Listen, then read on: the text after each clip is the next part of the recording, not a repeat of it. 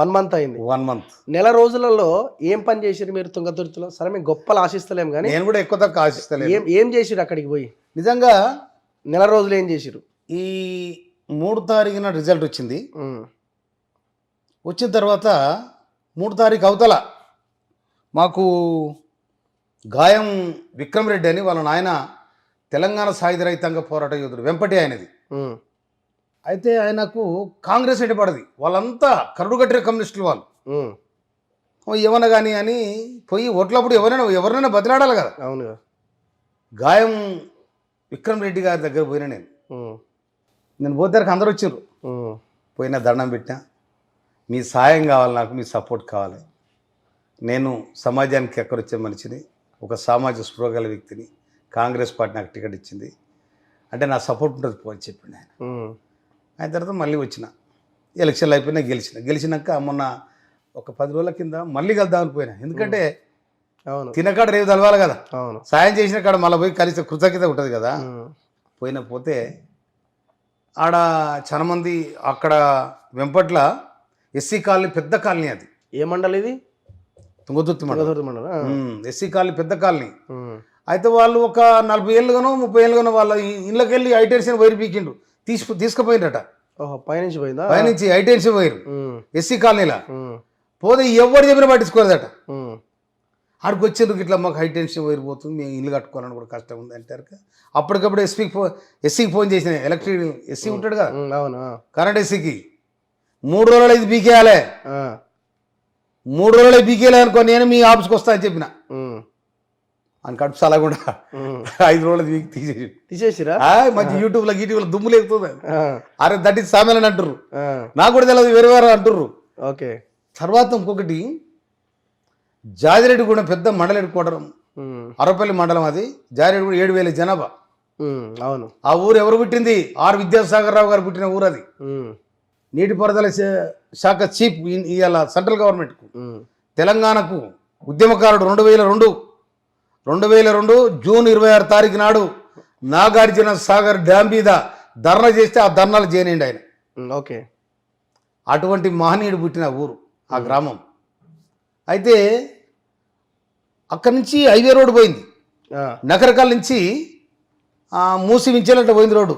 దాని పక్కన 7 ఎకరాల భూమి ఎస్సీలది. ఊరు మొత్తం డ్రైనేజ్ వాటర్ అంతా వచ్చి అలా నిలుస్తుంది. అండ్ వాటర్ ఎక్కడ పోక మొత్తం జమ్మి మొలిచింది. మొస్తే నాకు మొన్న పోయినట్టు దరఖాస్తు పెట్టిరు వాళ్ళు. ప్రజాపాలన కాదు, రివ్యూ పెట్టినా. ఓకే. వాళ్ళు వచ్చి దరఖాస్తు పెట్టిరు నాకు. పెడితే ఏం సక్కదనం అని నేను ఎంఆర్ఓను వాళ్ళని అడిగిన. అడిగితరక వాళ్ళ మెతుకులు మింగిరు, వాళ్ళకేమరికి ఇవన్నీ తెలగిచ్చోడేవాడు, ప్రజల దగ్గర పోయినోడేవాడు. ఇంతకుముందు ఉన్నవాడికి వాని కథ వాంతి వానికో లెక్క. అడ్డరగా సార్ మాకు తెలియదు, నేను ఎమ్మడే కలెక్టర్ చెప్పిన తెల్లారితరకు తీసేయాలి, ఆ పైసలు నువ్వు మంజూరు చేయాలని చెప్పిన.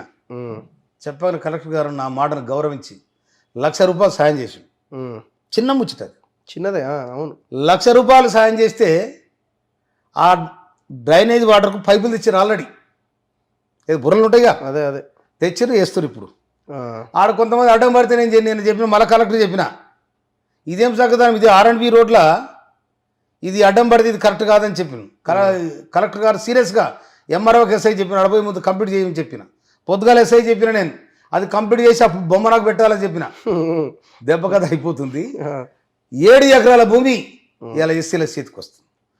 చిన్న ముచ్చట్లు, చిన్న. తర్వాత జనాలు కూడా ఏం పెద్దది ఏదో మీరు ఏదో పైసలు ఇస్తారనో ఇంకోటనో ఎక్స్పెక్ట్ చేయరు.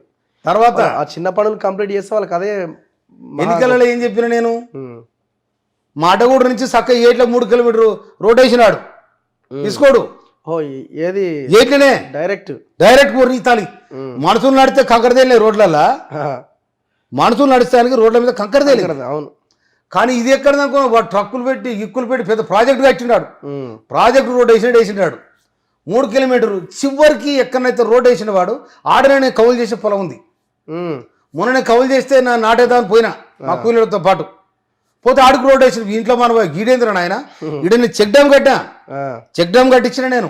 ఆ చెక్ డ్యామ్ నుంచి కూడా వేసిండాడు. వేస్తారని నేను ఎన్నికల సందర్భంగా చెప్పిన, నేను దోషి ఇసుకపోయాను, నేను గెలిచిన 6 రోజుల ఈ రోడ్ అని దూపిస్తానని చెప్పిన. పక్కా దూపించిన. తవ్వేసిరా తవ్వించిన రోడ్ అంతా రోడ్ మొత్తం తోలే కానీ ఇక వాడు రాకుండా చేసిన ఇక తవ్వేసిన చాలా మందికి వెహికల్స్ అయితే వెహికల్ ఇక బోర్డు ఎక్కడ చాలా బొంద పెట్టుడే వెహికల్ ఇస్తే ఇక నాతో కొంతమంది పెద్ద పెద్ద నాయకులు మద్దతు తీసుకొని వచ్చారు. మద్దతు తీసుకొని వచ్చి మేము జరగ ఇసుక అన్నారు.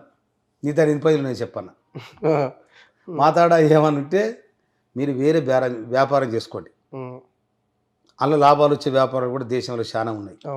ఈ ఇసుక తీరు వస్తే మాత్రం నేను రానియను, అది కాదు.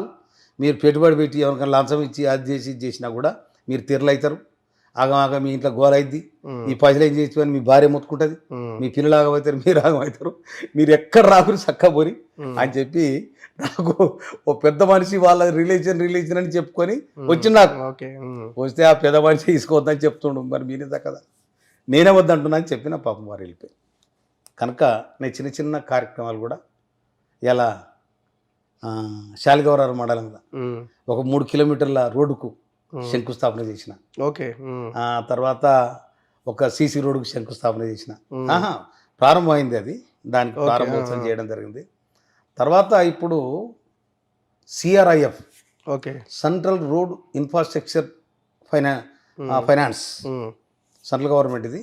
దీని మీద కూడా వాళ్ళు డేటా అడగడం జరిగింది. మా డిఈలకు ఏఈలకు అందరు కూడా నేను అప్పీల్ చేసిన, ఇమీడియట్లీ మీరు ఎస్టిమేట్ చేసి మీ ENCకి పంపండి రోడ్లు అయితే అని చెప్పిన. నేను ఫస్ట్ ప్రయారిటీ రోడ్లకు వేయడం జరిగింది. ఆ కార్యక్రమం జరుగుతుంది. రోడ్లు మెయిన్ కదా, చాలా దారుణంగా ఉన్నాయి కదా. చాలా దారుణంగా ఉన్నాయి. నేను అది చెయ్యమని చెప్పినాను కూడా వాళ్ళు ఆ పని మీద ఉన్నారు.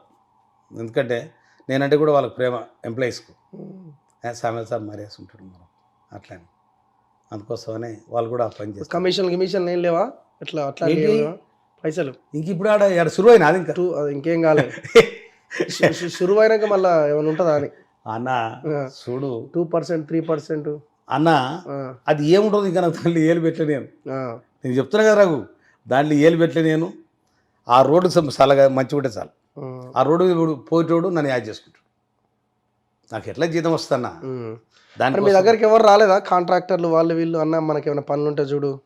వస్తాను. ఎందుకంటే నాకు సాయం చేసిన ఎలక్షన్లో ఒకరు నాకు ఎదురుకు వచ్చినాయి పైసలు, డబ్బులు ఎన్నికల ప్రచారం పోతుంటే అన్న ఇగో 5 లక్షలు ఉండే తీసుకో అని చెప్పి.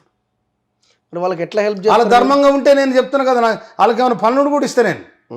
ఈ పనింది 10 లక్షల పనింది అన్న నాకేంటి ఇస్తా నేను. ఎందుకేం నన్ను గెలిపించడానికి సాయం చేసినప్పుడు మరి ఆ మాత్రం కృతజ్ఞత లేకపోతే కూడా మానవత విలువలు ఉన్నట్టు కాదన్న.